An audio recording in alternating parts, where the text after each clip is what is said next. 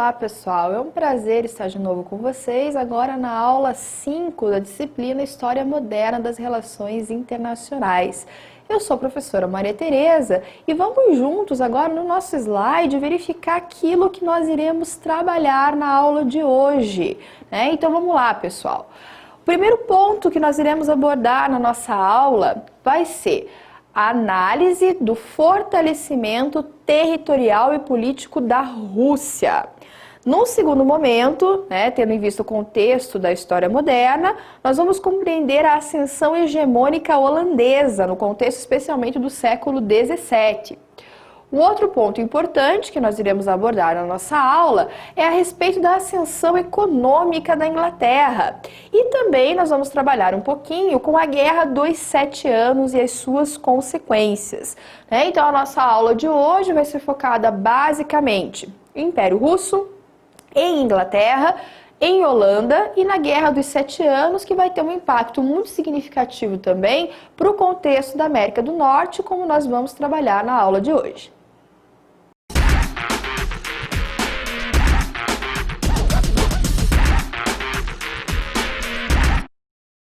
Na nossa aula 5, como eu disse para vocês anteriormente, nós iremos trabalhar com Holanda, iremos trabalhar com Inglaterra, iremos trabalhar com Rússia.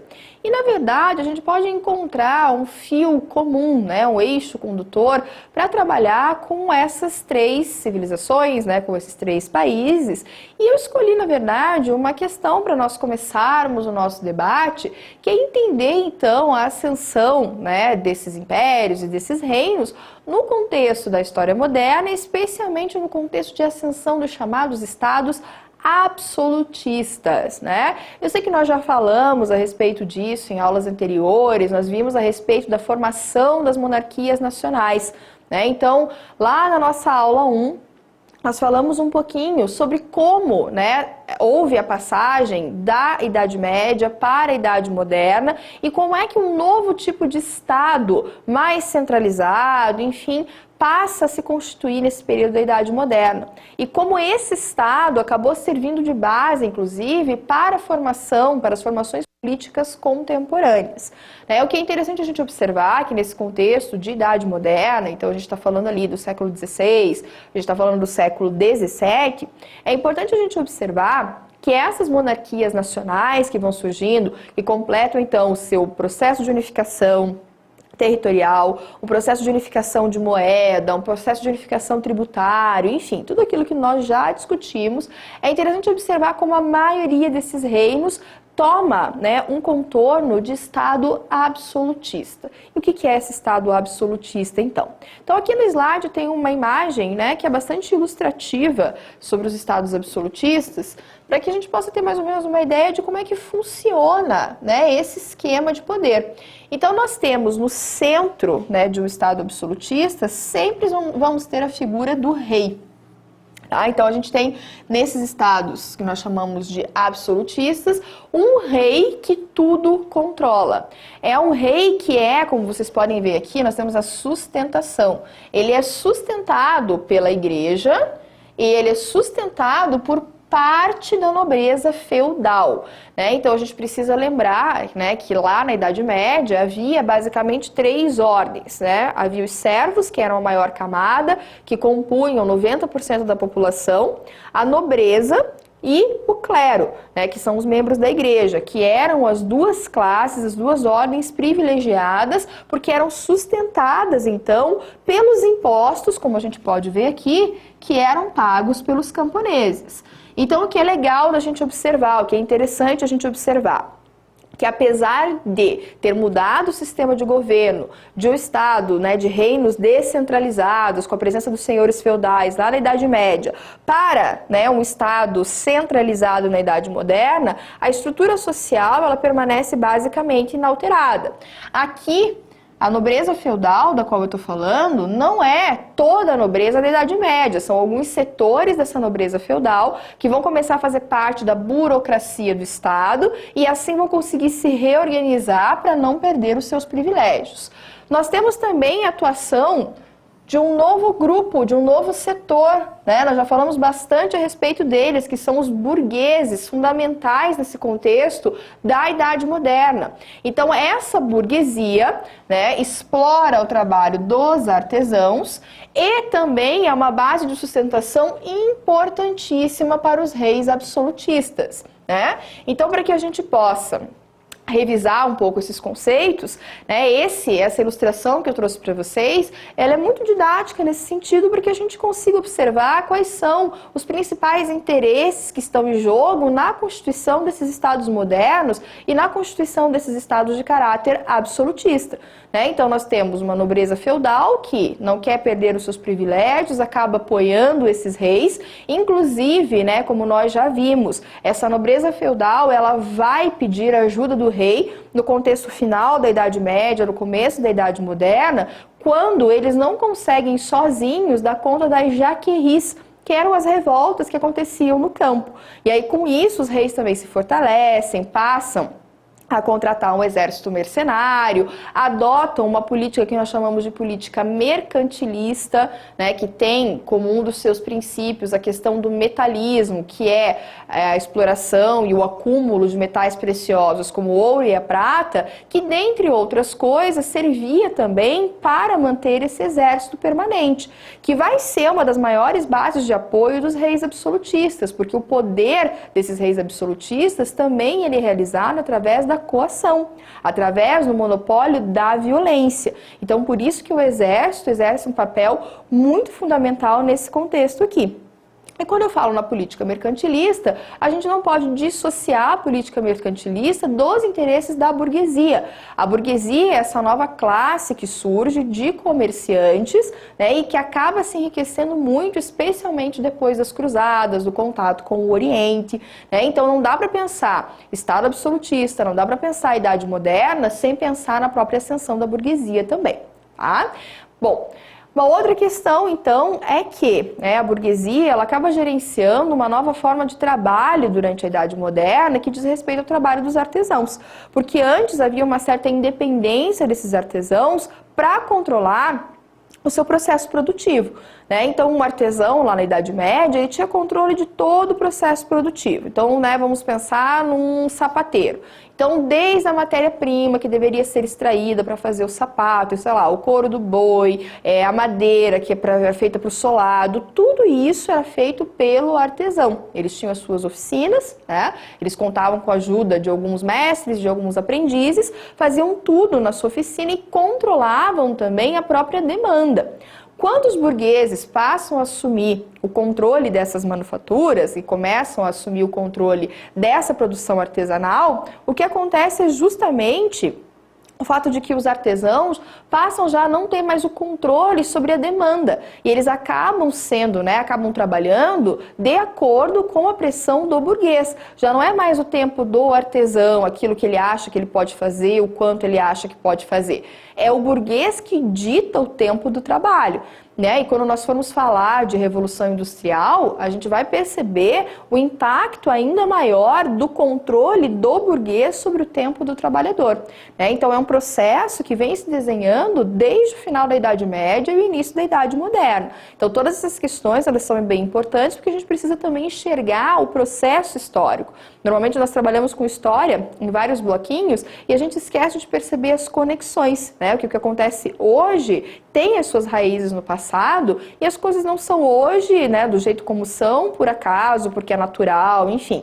Há sempre uma explicação histórica por trás disso e é importante que a gente resgate essa visão de conjunto para uma compreensão mais adequada dos processos históricos. Então, voltando na nossa ilustração, nós temos ali, então, como eu disse, o rei, né, a burguesia, os camponeses que continuam sendo explorados, os artesãos agora explorados pela burguesia, e nós temos, então, a questão dos súditos, obedecendo ao soberano.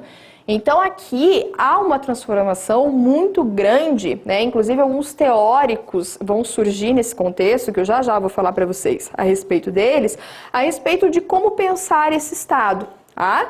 Então aqui, esse Estado absolutista controla a arrecadação de impostos, unifica as leis, unifica as moedas e também, né, os exércitos nacionais. E a maior característica, então, de um Estado absolutista, que a gente não pode de forma nenhuma esquecer, é a questão da centralização do poder. Então, nós temos aqui nesse contexto, ou melhor, nós não temos, né, a divisão de poderes que existe hoje entre executivo, legislativo e judiciário. Era o rei que controlava tudo sozinho. Então, era muito difícil para uma pessoa, né, até reclamar e criticar o próprio governo, o próprio rei, porque ele era a mesma pessoa que fazia as leis e que também julgava e que também executava. Então, isso, né, colocava problemas muito sérios para a população, porque elas viviam na sombra do autoritarismo. Bom, então, a gente viu que algumas características, então, do absolutismo é importante resgatar. Então, se vocês estiverem acompanhando a aula, são coisas importantes de vocês irem anotando, né? Inclusive, uma dica que eu dou para vocês, estão vendo a aula, anotem as aulas, né? Sempre para poder depois tirar dúvida com a tutoria, enfim, né? E vocês precisam fazer essas anotações e, se não entenderem, também assistir a aula, né? 1, 2 vezes, para que vocês possam, então, estudar bem, estarem bem preparados para as avaliações. Então, aqui nós temos características do absolutismo. Primeiro, essa concentração de poderes que eu falei para vocês, né, há pouco. Então, não há uma separação de poderes. Né? Isso é uma coisa que vai acontecer lá, basicamente, com Montesquieu, um pouco antes da Revolução Francesa. Então, um período bem posterior. Então, absolutismo não tem divisão de poderes. O poder ele é todo concentrado nas mãos de uma única pessoa. É óbvio que ele não governa sozinho. É claro que há, né, ajuda de setores da nobreza, a participação dos burgueses, enfim, uma participação um pouco menor, mas ainda existe. Mas o que acontece aqui? A decisão final é do rei. Ele está acima da lei. E o uso da força, né? Então, aquela questão que eu falei para vocês do monopólio da violência. Um sociólogo que trabalha muito com essa questão do uso da força, né, que se vocês quiserem dar uma olhadinha depois, aprofundar um pouco os estudos, né, é o Weber, Max Weber. Ele trabalha com essa questão também da organização estatal, de constituição de Estado e de como uma das características desse Estado moderno, enfim, né, e contemporâneo também, é o monopólio da violência, né, o Estado passa a ter um poder de polícia. Bom, unificação do sistema tributário, tá? Então isso aqui é bem importante, por quê? Quando a gente fala em unificação do sistema tributário, que é o sistema de arrecadação de impostos, assim como a questão da unificação da moeda, é muito importante porque essa é uma medida que vai beneficiar a burguesia. Então vamos pensar nesse contexto de Idade Média, que o poder era descentralizado, cada feudo, né, fazia suas próprias leis, às vezes tinha sua própria moeda. Isso gerava muitos problemas na hora de fazer as transações comerciais. Então existiam as grandes feiras que ocorriam na Idade Média, então havia necessidade de ter, por exemplo, um banqueiro, de ter um cambista que fazia a troca das moedas, né? Então quando a gente fala de cambista, não é aquele que vende ingresso lá na frente do estádio de futebol, tá? O cambista é quem fazia a troca, tipo a casa de câmbio hoje, tá? É a origem da casa de câmbio. Então fazia troca de moedas de valores diferentes por um único valor, mas isso gerava muita perda por parte desses comerciantes na hora de fazer a conversão dos valores, né? Então a unificação do sistema monetário, né, que acontece com a formação das monarquias nacionais e também da arrecadação tributária é muito importante, porque isso fortalece também o próprio governo absolutista, isso fortalece também o próprio poder dos reis, porque à medida em que a arrecadação dos impostos passa a ser centralizada, isso significa que mais recursos vão ser concentrados, né, nesse poder central. Então, voltando no slide, para a gente acompanhar as outras características aqui do regime absolutista, uma característica importante também é a existência de uma estrutura burocrática, né? E como eu havia dito para vocês anteriormente, a nobreza ela é bastante absorvida nesses cargos burocráticos que começam a compor, então, essa organização estatal típica da Idade Moderna. E a unificação territorial. Então ela é importante por quê? Porque a unificação territorial faz com que haja a unificação das fronteiras e a delimitação das fronteiras, fazendo com que esses países, né, que já conseguem ter suas fronteiras bastante demarcadas, elas também, esses países, consigam se livrar das ameaças externas. E por que é importante se livrar dessas ameaças externas? Porque assim, os países, né, que já não têm um inimigo a ser combatido, um inimigo fora a ser combatido, eles podem se concentrar na organização interna, né, na organização da sua economia, no direcionamento de recurso, né? Então é importante que toda ameaça externa seja combatida para que eles possam verdadeiramente se concentrar, né, na organização interna. Então a gente viu em uma das nossas aulas que um dos maiores problemas, por exemplo, para a Inglaterra e para a França, é que, ao contrário de Portugal e Espanha, eles demoraram um pouco mais para consolidar a sua monarquia nacional por conta dessas ameaças, das disputas que havia entre esses dois, né? Então nós tivemos, por exemplo, a Guerra dos 100 Anos, né, que foi uma disputa entre França e Inglaterra que atrasa esse processo de unificação justamente porque, né, eles não conseguem, né, por conta dessa guerra que exigia muito esforço e que exigia uma atenção muito especial por parte dos governantes, eles não conseguem lidar com seus problemas internos. A Inglaterra ainda, né, vai ter um problema ainda mais grave porque depois da Guerra dos 100 Anos ela também se envolve numa disputa interna, uma disputa dinástica interna que foi a Guerra das Duas Rosas. E aí fica uma dica para quem gosta do seriado Game of Thrones, né? Porque a Guerra das Duas Rosas foi o evento que inspirou o roteiro do Game of Thrones. Então é interessante vocês darem uma olhadinha lá para quem se interessa, porque, né, tem toda uma história envolvida também nesse seriado. Então a Guerra das Duas Rosas, que é essa disputa interna, faz com que a Inglaterra também se desestabilize e não consiga, então, criar recursos e mecanismos suficientes para que pudesse, de certa forma, se equiparar a Portugal e Espanha, que já tinham, né, internamente consolidado e pacificado o território, já não tinha mais ameaça externa, porque a ameaça deles eram os muçulmanos, eles já tinham conseguido expulsar os muçulmanos da Península Ibérica, já estavam, então, em pleno gás no contexto das grandes navegações. Tá? A hegemonia inglesa vai acontecer só lá por volta do século XVII. Ok? Então, voltando aqui no nosso estado absolutista, no nosso slide, o que é importante a gente observar, então, é um outro ponto, né, como eu havia dito para vocês, que são as justificações teóricas a respeito da presença de um monarca de caráter absolutista. Então, nós temos os chamados teóricos contratualistas. Tá? Então, o que são os teóricos contratualistas? Deixa eu só colocar aqui o nome para vocês, para poder explicar isso melhor. Então, vejam. Os teóricos contratualistas, né, os filósofos contratualistas, então isso na disciplina de filosofia é estudado com um pouco mais de profundidade, e existe a ideia de que, né, num determinado momento da história, em que esses filósofos não conseguiram precisar exatamente qual na verdade eles não justificam, não há nenhuma fonte, enfim, né, é uma especulação que esses filósofos fazem, há uma separação entre aquilo que nós chamamos de estado de natureza e sociedade civil. O estado de natureza seria um estado de barbárie, que as pessoas, né, elas viveriam assim, basicamente na lei de talião, do olho por olho, dente por dente, sem nenhuma instância reguladora. Para que a paz e a ordem, então, pudesse ser mantida, é que surge a sociedade civil. E como é que surge essa sociedade civil? Através de um contrato que as pessoas todas de comum acordo fariam, dizendo o seguinte, olha, nós abrimos mão das nossas liberdades individuais e desejamos, né, sermos controlados por um governante, por um Estado, para que esse governante, esse Estado, regule os conflitos e leve, então, a ordem, a paz, né, em toda naquela civilização específica. Então, é importante a gente observar esse tipo de coisa, porque essa é a justificativa básica para a formação dos Estados nacionais. E vejam, da onde vem o governante? Tá? Então, uma primeira teoria que surge nesse contexto é a teoria do chamado direito divino. Então, o governante ele seria o escolhido por Deus, e aí a gente percebe o amparo da igreja e o amparo do clero nesse contexto, é bastante evidente. Né? Então, foi Deus que quis que essas pessoas estivessem ali naquela posição, e elas seriam as escolhidas para guiar, então, aquele reino específico.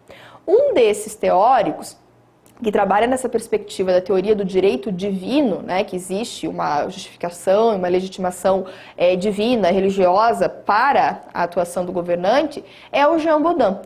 Então, se a gente for olhar no slide, tem uma citação do Jean Bodin aqui no nosso slide, que é, então, aqui, ó. Nada havendo de maior sobre a terra, depois de Deus, que os príncipes e soberanos. Então, assim, ele coloca nesse contexto, que é bem interessante, né? Os soberanos, os príncipes, os reis, como, né, uma segunda hierarquia depois de Deus, né? Quem despreza Deus, de quem ele, ou seja, né, o governante, é a imagem na terra, aqui na verdade é do Jacques Bossuet, né? Então assim, quem despreza Deus, de quem ele é a imagem da terra, ele está falando o seguinte: desprezar, na verdade, esses governantes, desprezar Deus, esses governantes seria o equivalente a desprezar a Deus.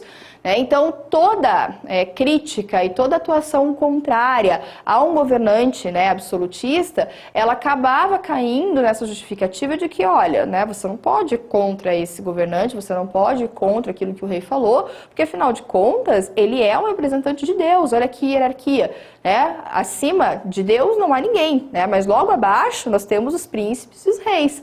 Então, é a vontade de Deus que está expressa nessas pessoas. Então, o equivalente, seria de ir contra esses soberanos, seria ir contra a vontade de Deus. E vamos pensar num contexto em que a religiosidade ocupava um espaço muito grande na vida das pessoas. Então, imaginem o impacto, e a coação que isso causava no comportamento das pessoas, que acabavam, então, obedecendo normas que muitas vezes eram consideradas autoritárias, inclusive muito prejudiciais, especialmente para camponeses, que sofriam uma opressão muito grande por conta de impostos e etc., por conta dessa justificativa religiosa, certo? Então aqui nós temos um outro teórico que a gente vai olhar no nosso slide agora. Agora sim a gente chega no nosso amigo Jacques Bossuet, que vive de 1627 a 1704. E ele tem uma justificativa também divina para a presença do governante. Ele diz aqui, ó: o trono real não é o trono de um homem, mas o trono do próprio Deus. Então eu coloquei essa frase em negrito, para vocês verem justamente como ela é forte, como ela representa justamente todos esses conceitos, essas ideias que eu acabei de explicar para vocês. O rei vê de mais alto e muito longe. Deve acreditar-se que ele vê melhor e deve obedecer-lhe sem murmurar. Então, assim, aquilo que eu acabei de explicar para vocês, relativo, então, a essa questão da obediência, ela fica muito clara nesse texto do Jacques Bossuet, porque nesse trecho, ele traz justamente essa ideia, olha, desrespeitar o governante é desrespeitar Deus. Então seria um grande pecado e é por isso que as pessoas deveriam, não teriam outra alternativa a não ser obedecer, porque afinal de contas, quem é que vai contra as normas de Deus, não é mesmo? Então é muito importante a gente perceber como essas justificativas teóricas, a respeito do poder do soberano, elas servem para legitimar a dominação desse grupo que está no poder em cima das classes dominadas. E se a gente for pensar em classes dominadas, a gente tem como a grande maioria da população os artesãos e os servos que estão vivendo num regime bastante exploratório, certo? Então, dando continuidade, a gente segue aqui no nosso slide de novo, e temos uma outra ideia super bacana, que é de um teórico chamado Thomas Hobbes, que é um teórico que nós chamamos, então, de contratualista. Por que eu trouxe o Hobbes aqui? Porque o Hobbes, ele tem uma perspectiva muitíssimo interessante, porque ele se difere daqueles teóricos anteriores, então ele se difere do Bodin e do Jacques Bossuet, porque ele também justifica o poder dos reis, mas ele não justifica esse poder necessariamente através da religião. Então, num primeiro momento, há esse amparo religioso, mas com os contratualistas, essa perspectiva e essa legitimação do poder real, ela passa a ser feita por outras vias. E o Thomas Hobbes tem um livro importantíssimo que é o Leviatã. E o Leviatã, na verdade, ele é um monstro bíblico. Então, se a gente for acompanhar aqui no slide agora, a gente vai ver uma imagem desse Leviatã. Então, vejam aqui no nosso slide a imagem do Leviatã, que é esse monstro que aparece aqui, né, é um monstro marinho, e, né, nós temos aqui uma citação do Thomas Hobbes, né, na qual ele vai falar o seguinte, né, ele vai falar algumas questões. Então, vamos trabalhar aqui com essa questão do Thomas Hobbes. Tá? Então, quando ele fala a respeito do Leviatã, ele fala assim: autorizo este homem ou esta assembleia e lhe abandono o meu direito de governar-me a mim mesmo, com a condição de transferires para ele o teu direito, autorizando de maneira semelhante todas as suas ações.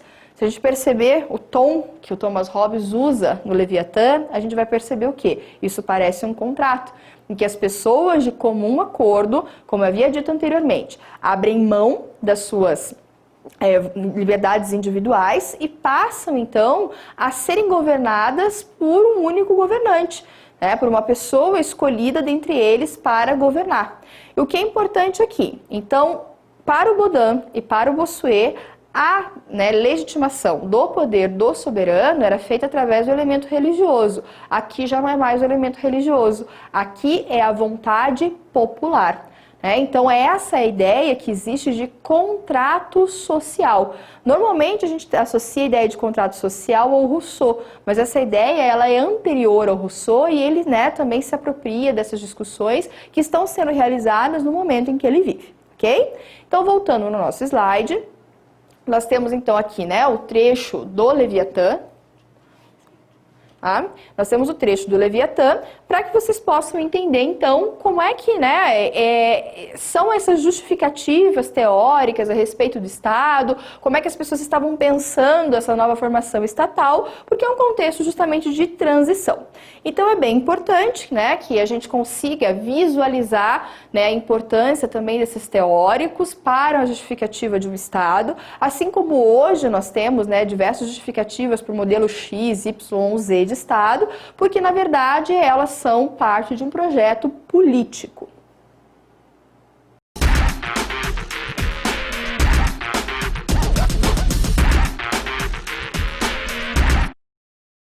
Normalmente, quando nós pensamos em Rússia, a imagem, a ideia que já vem imediatamente na cabeça é a ideia da União Soviética, é a ideia de um país, de uma nação socialista.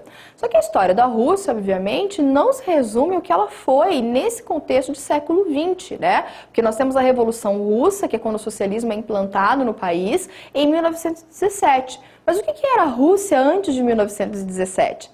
Pouco se sabe, pouco se estuda, pouco interesse sobre a história da Rússia anterior a esse período.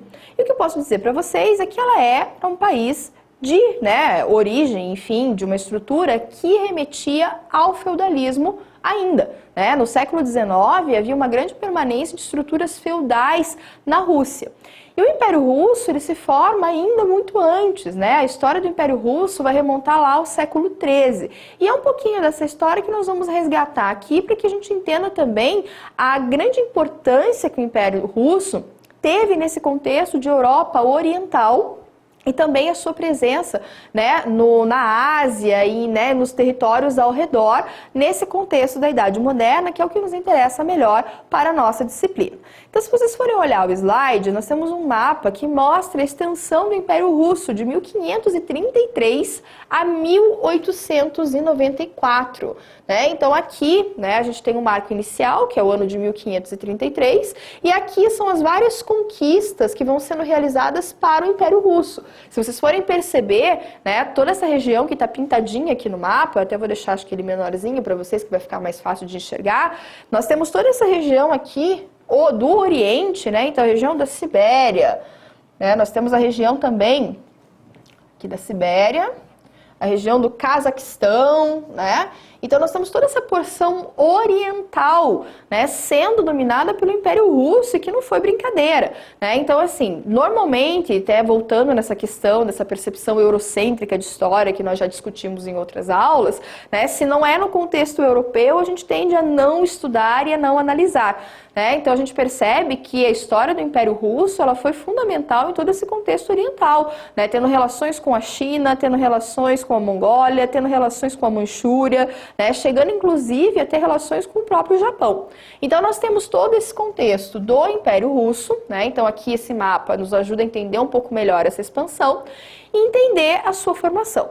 Então, a sua formação, né, como império, ou seja, quando há o primeiro czar russo, o que é o czar?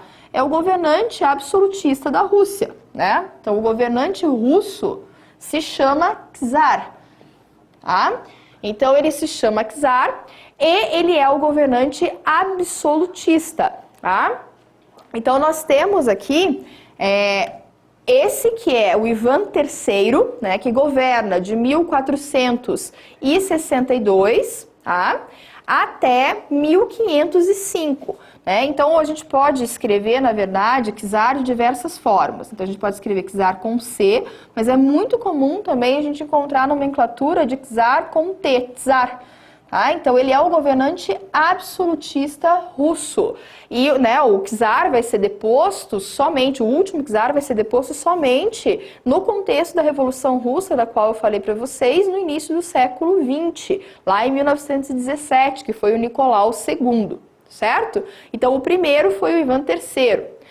Bom, não se chamava Rússia o território, né? O que nós chamamos de Rússia, de Império Russo hoje, na verdade, era tudo designado através do termo genérico de Moscóvia. Né? Então, Moscóvia é a mesma coisa que Rússia, mas como a gente já está mais habituado ao termo Império Russo, é esse que eu vou utilizar. E esse território ele era dividido em 5 principados patrimoniais, porque eram todos irmãos, que é o de Moscou, Ryazan, Rostov, Yaroslav e Tver. Vocês sabem que esses nomes aqui são bem complicadinhos, né? Mas é importante que a gente pelo menos conheça, né? Para saber do que nós estamos falando. Né? Ninguém vai obrigar vocês a saber russo na sala de aula, né? Mas enfim, aqui é para a gente poder ilustrar mais didaticamente a divisão do Império Russo, né? Dessa Moscóvia. Bom, esses principados patrimoniais, então, né? A gente volta aqui e a gente vê que, olha, Moscou e esses outros 4, né? Esse aqui é o principal. Esse aqui, o de Moscou, é o principal. E que acaba sendo, né, o que vai ter a proeminência sobre os outros 4. Porque o que vai acontecer com o Ivan III? Esses 4 que estão aqui, então esses 4 principados patrimoniais, vão acabar sendo, então, unificados, né, pelo Ivan III em torno, né, de Moscou em 1485. Um outro ganho territorial significativo acontece em 1478, quando um outro principado, né, que ficava então mais ao norte, que é o Principado de Novgorod, passa a ser anexado a Moscóvia, ou ao Império Russo, né, como nós estávamos falando aqui. Então, em 1478... nós temos, então, a anexação do Principado de Novgorod e a extensão das fronteiras do Império Russo até o Ártico Norte, então até lá em cima. Então, isso representa um momento de expansão territorial bastante grande.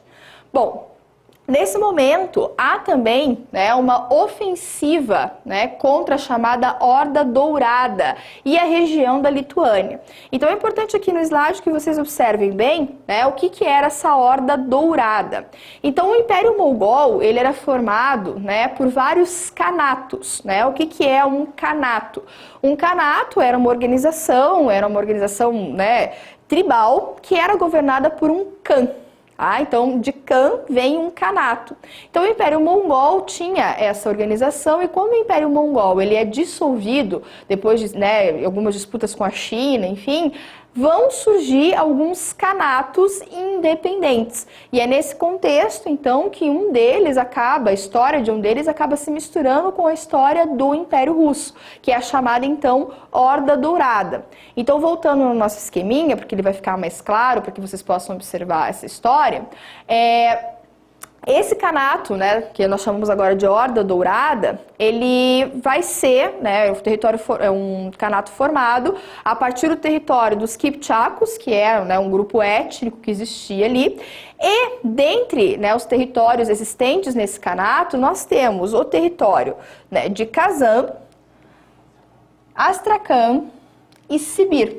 E esses 3 são conquistados pelo czar Ivan IV da Rússia.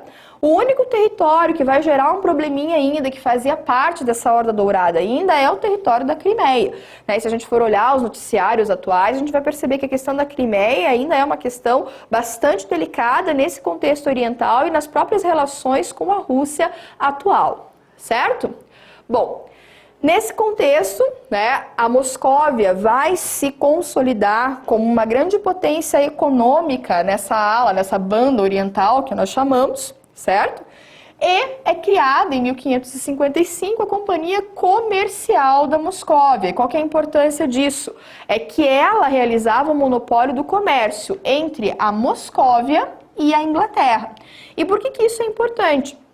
Porque da Inglaterra vinham vários produtos que eram, né, bastante requisitados nesse contexto, e a partir do momento em que a Moscóvia tem o monopólio do comércio com esses produtos, ela acaba sendo a única intermediária, né? Então outros territórios vão depender da Rússia, né, então da Moscóvia, para poder obter os produtos ingleses. Então isso torna a posição da Moscóvia uma posição chave nesse contexto oriental. Especialmente na Inglaterra, a gente vai perceber, né, que inclusive até mais adiante, a indústria têxtil inglesa, ela era a melhor que existia. Os produtos, os tecidos ingleses eram muito cobiçados na Europa como um todo e no mundo como um todo. Então, a partir do momento que a Moscóvia passa a ter o monopólio do comércio com a Inglaterra e só através da Moscóvia eles conseguiam esses produtos, isso dá uma posição bastante empoderada para a Moscóvia no contexto da banda oriental. Então vamos voltar no slide para que a gente possa acompanhar um pouco, né, essa evolução do poder do Império Russo. E nós temos então a Guerra da Livônia, que foi fundamental nesse contexto, porque o Império Russo se expande, a Moscóvia está se expandindo, e nesse processo de expansão, obviamente, ela vai entrar em choque, né, com os interesses de outras potências que estão ali também no seu processo de expansão.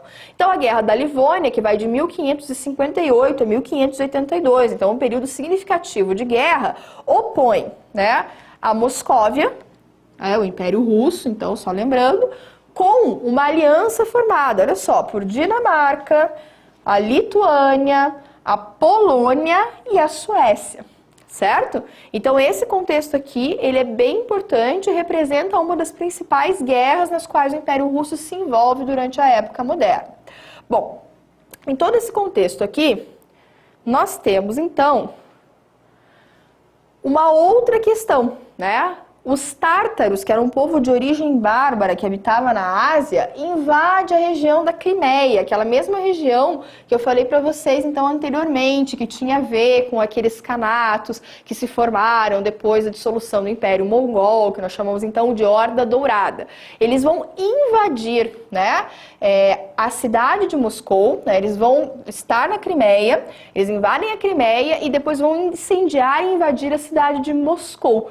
E o que, aliado a um período de secas e epidemias, vai levar ao enfraquecimento desse império nesse contexto, tá? Uma outra batalha importante é a Batalha de Molodi, que acontece então em 1572 por conta de algumas disputas territoriais. Bom, então nós temos nesse período, né, com a presença desses tártaros, da Crimeia, a invasão de Moscou, um certo declínio na hegemonia do Império Russo num contexto mais europeu, num contexto mais ocidental. É claro que a importância do Império Russo ela ainda é muito significativa em todo o contexto oriental, né? Então, se no Ocidente nós temos um declínio da sua hegemonia, e a gente já vai ver quais são, né, os reinos e os países que passam a ocupar esse espaço ali, no contexto oriental, nós temos também a diminuição da hegemonia do Império Russo. Não esqueça que no contexto oriental nós também temos um outro império que nós estudamos na aula passada, que foi o Império Turco-Otomano. E vão ser frequentes os choques entre russos e otomanos, porque eles estão disputando a hegemonia na mesma região. Então, nesse contexto de século XVII, quem desponta nesse cenário vão ser os holandeses, né? E os holandeses têm uma história muito particular e muito próxima com a história brasileira, porque houve um período de invasão holandesa no Nordeste brasileiro. A cidade de Recife, por exemplo, foi uma cidade fundada pelos holandeses, né? Então vamos no slide observar um pouquinho sobre a questão holandesa, né? Como é que eles começam a se fortalecer. Tem uma disputa inicial com relação à dinastia Habsburgo, que toma o poder na Espanha. Então os territórios, que nós chamamos de territórios dos Países Baixos, porque a Holanda não era um país independente ainda, né? Eles estão sob o controle do Império Espanhol. E a partir do momento, então, que o Império Espanhol, né, ele passa a contar, ele na ascensão da dinastia Habsburgo, especialmente com o rei Filipe, há uma mudança muito grande nas relações entre os Países Baixos e a Espanha. Por quê? Começa a existir perseguição religiosa, né? Então são reis católicos que exercem uma perseguição muito grande a pessoas de credo protestante, e há também um reforço no absolutismo. Então a questão do absolutismo ela está aí super presente, por isso que eu trouxe ela para vocês aqui no início. Então há essa questão do absolutismo que faz com que então os Países Baixos se revoltem então contra o governo espanhol. E aí o que acontece nesse meio tempo, né? Há, então, a formação de uma companhia de comércio holandesa, que é formada por vários banqueiros muito ricos, que vão começar a investir especialmente no negócio do açúcar. Então, o açúcar brasileiro, por exemplo, a produção era feita aqui, era feita no Nordeste, mas o refino do açúcar e todo o processo final, ele era feito pelos holandeses. Tá? Então, ele já tem uma relevância muito grande nesse contexto aqui, uma relação muito grande com o Brasil. Então, voltando no slide, a gente percebe então, né, que em 1602 há a formação dessa companhia de comércio holandesa, e há uma outra questão que se coloca aí que também é bastante importante, que é o contexto da União Ibérica, né? Então, não sei se vocês já ouviram falar na União Ibérica, mas ela também é muito importante para esse contexto. Por quê? É um período em que a coroa espanhola e a coroa portuguesa se unem. Espanha e Portugal passam a ser um único reino por conta de algumas disputas dinásticas e alguns casamentos que vão ocorrer ali. Então tudo, né, todos os territórios portugueses e holandeses já não tem, espanhóis já não tem mais essa diferença. Ah, isso é espanhol, isso é português. Era tudo parte da mesma coisa. Então, se aproveitando dessa disputa que os Países Baixos, do qual a Holanda faz parte, não é? Dessa disputa que eles estavam tendo contra o governo espanhol, eles aproveitaram, né, essa questão, inclusive, da União Ibérica para fazer a invasão holandesa no Nordeste, porque a intenção dessa companhia de comércio não era só ficar no refino do açúcar. Se eles invadissem o Nordeste, eles poderiam, então, criar, né, um polo ali na região e controlar desde a produção do açúcar até o refino e a distribuição para o consumo, né? Então isso vai acontecer e vão ser duas tentativas de invasão dos holandeses. A primeira tentativa acontece em Salvador, eles vão ser expulsos rapidinhos e a permanência maior dos holandeses vai ser justamente na capitania de Pernambuco, né? Então vamos olhar aqui no nosso slide, né? Nós temos então um mapa mostrando para vocês, né, essa primeira questão que eu coloquei, né, para vocês ali, que é a invasão de Salvador. Se vocês forem olhar, né, na bolinha que dá, né, que marca ali Salvador, a primeira invasão holandesa, e a segunda invasão holandesa que acontece em 1630, né, em Recife. Então a gente vê ali nessa província de Pernambuco a presença holandesa. Inclusive fica uma dica para vocês, uma dica interessante de um documentário, né, de um documentário bem interessante que é o Doce Brasil Holandês, né? Então o Doce Brasil Holandês, ele mostra um pouco sobre esse passado holandês na cidade do Recife, tá? E o que é bastante importante também pra gente, né? Muita gente fala a respeito desse passado holandês, engrandece o passado holandês, porque justamente houve, né, um auge na produção açucareira no Brasil durante a presença holandesa aqui, né, em Pernambuco, e, enfim, houve também, né, foi um período em que alguns senhores de engenho que estavam endividados e falidos conseguem contar com empréstimos dessa companhia de comércio holandesa e vão conseguir se reerguer nesse período. A cidade de Recife, ela é totalmente urbanizada nos moldes europeus, são trazidos, né, vários artistas para cá, como Franz Post, enfim. É um momento de grande florescimento cultural e que até hoje está muito presente no imaginário holandês, brasileiro a respeito, né, da Holanda. Alguns sobrenomes, enfim, bastante famosos hoje, né, alguns nomes, como por exemplo Vanderlei. Vanderlei vem de um, né, passado holandês. A origem do nome Vanderlei é um sobrenome, né, um sobrenome holandês também. Então, voltando no nosso slide, nós podemos perceber algumas questões aqui relativas, então, ao tráfico, né, de escravos e ao tráfico, né, relativo também à presença do açúcar na província, né, do Brasil, na colônia do Brasil, e esse trato entre os holandeses e esse trato junto com os brasileiros faz com que também, para que a produção açucareira acontecesse, eles também tivessem que controlar a produção, né, o tráfico de escravos, esse fluxo de escravos que vinha da África. E os holandeses vão ter colônias não só no Brasil, mas também na América Central e na América do Norte. Na América do Norte, inclusive, eles fundam a cidade de Nova York, certo? Bom, então, é o que nós chamamos de comércio triangular, que vocês podem observar aqui nessa imagem que eu trouxe para vocês, né? Que ele enriquece os comerciantes das 13 colônias que deram origem aos Estados Unidos. Por quê? Né? Então, eles faziam, né, os escravos que vinham, né, eles eram levados da África para a região das Antilhas, onde eles produziam melaço e era trocado isso por também trigo, tecidos, por peixe. E o melaço que era produzido nas Antilhas, ele era transformado em rum na América do Norte, levado para a África para ser trocado por escravos. Ele era uma moeda de troca nesse período. O tabaco também, tá? Bom, então nós falamos um pouquinho a respeito, né, da ascensão dos holandeses nesse contexto, da própria relação dos holandeses com o nosso contexto brasileiro. Então chegou a hora de falar um pouquinho sobre o contexto inglês, porque a Inglaterra desponta como a principal potência entre os séculos XVII e século XVIII. E é importante esse contexto para que a gente possa fazer o link com a Revolução Industrial que nós vamos ver posteriormente. Então, para ficar mais fácil, a gente acompanha aqui no slide, né, essa evolução da história britânica, da história inglesa. Então nós temos aqui o reinado da rainha Elizabeth I, que acontece de 1558 a 1603. E a rainha Elizabeth I, ela promove o fortalecimento da marinha inglesa. Então, até então, os espanhóis, eles eram imbatíveis nos combates por mar.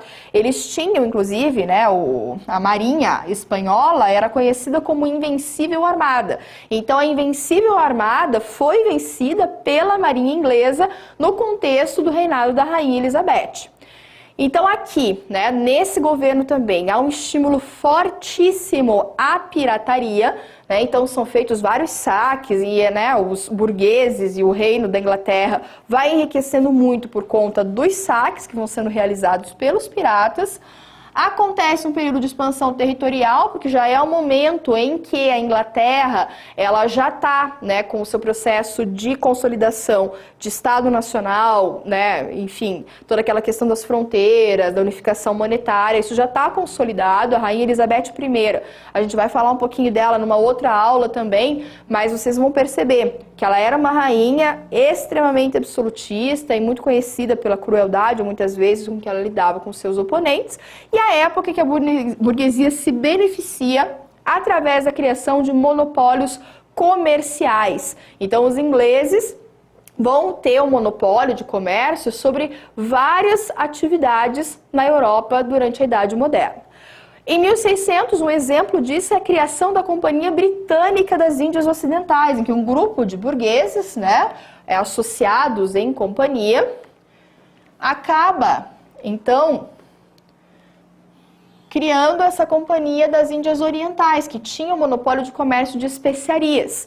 Em 1651, são promulgados os chamados Atos de Navegação, né, que é o monopólio comercial da Inglaterra. Então, vários produtos que circulavam pelos mares só poderiam circular se fossem em navios ingleses, né, e isso gerava, então, uma ameaça muito grande à hegemonia holandesa nesse período. Então, nós temos a disputa de interesses entre ingleses e holandeses.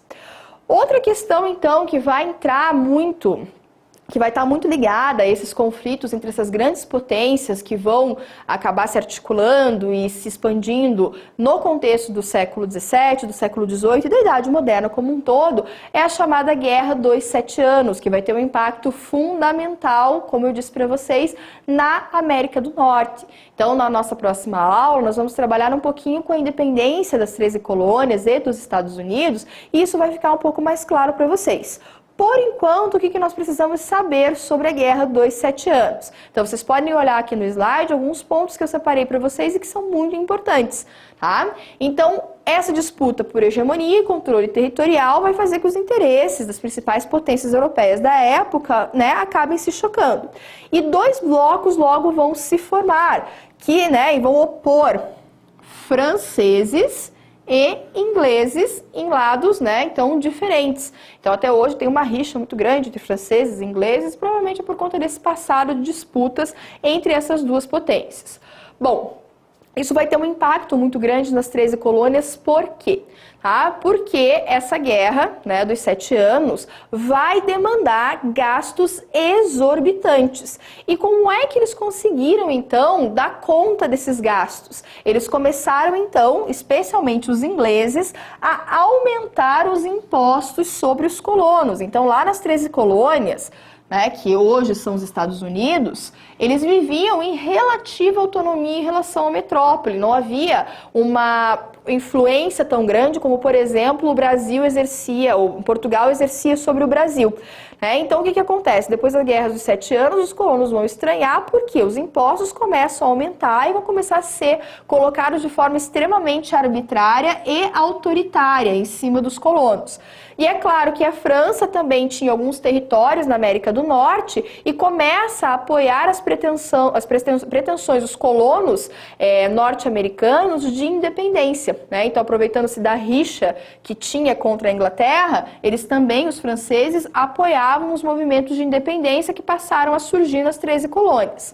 Então, um exemplo disso aqui é a chamada Lei do Chá. A lei do chá, a lei do selo, a lei do açúcar, que nós veremos na próxima aula, que vão cobrar esses impostos, que vão acentuar a cobrança de impostos na colônia e que vão culminar na chamada festa do chá, em que os colonos vestidos de índio invadem um carregamento de chá inglês e jogam vários sacos de chá no mar como um protesto contra a metrópole, contra a Inglaterra. Então, nós temos aqui, nesse nosso contexto, um pouquinho da Guerra dos 7 Anos, vimos também um pouquinho do contexto holandês, e de como todas essas questões vão se misturando, como as relações entre essas potências vão se desenrolando, e também vimos um pouquinho sobre o Império Russo, que, por mais que a influência na parte ocidental da Europa não tenha sido tão efetiva nesse contexto de Idade Moderna, ela é absolutamente relevante para entender também a porção oriental, que normalmente acaba sendo esquecida nos estudos de história.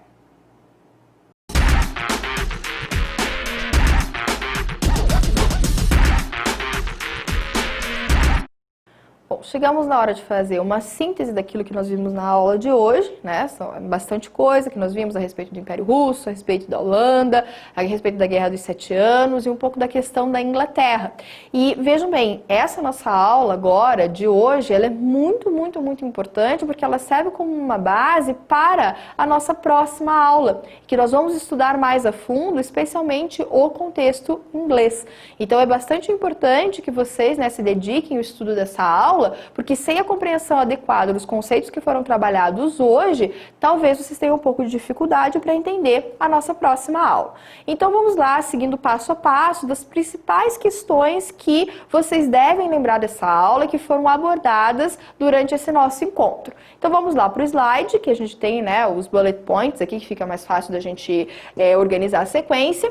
Primeira coisa, entender o que é o absolutismo. Então, nós analisamos a categoria conceitual de absolutismo. Então, vão lá, revisem, peguem um livro. Tem outro livro bem legal, para quem se interessar por história e tiver a fim de aprofundar os conhecimentos, que se chama Linhagens do Estado Absolutista, de um autor chamado Perry Anderson, tá? Então, eu vou colocar aqui, para vocês. Linhagens do Estado Absolutista. é bem bacana, né? E vocês podem ter uma visão mais aprofundada daquilo que nós trabalhamos na aula de hoje. Né? Compreender o processo de fortalecimento e criação do Império Russo, né? Então nós trabalhamos com essa questão durante a aula de hoje. Vimos também sobre a importância dos holandeses durante a época moderna, e fiquem ligados também na relação dos holandeses com o Brasil, o contexto da União Ibérica, né? Como que isso influenciou, por exemplo, na vinda dos holandeses para o Brasil. Analisamos também a importância dos ingleses no cenário mundial. Então é importante a gente entender que a relevância, a hegemonia inglesa começa a se acentuar depois do governo de Elizabeth I, e também pudemos avaliar um pouco dos impactos da Guerra dos 7 Anos na Europa e na América, né? E a Guerra dos 7 Anos, nós vamos trabalhar com esses impactos de forma um pouquinho mais acentuada na próxima aula, quando nós iremos trabalhar um pouquinho com o contexto, né, de independência das 13 colônias.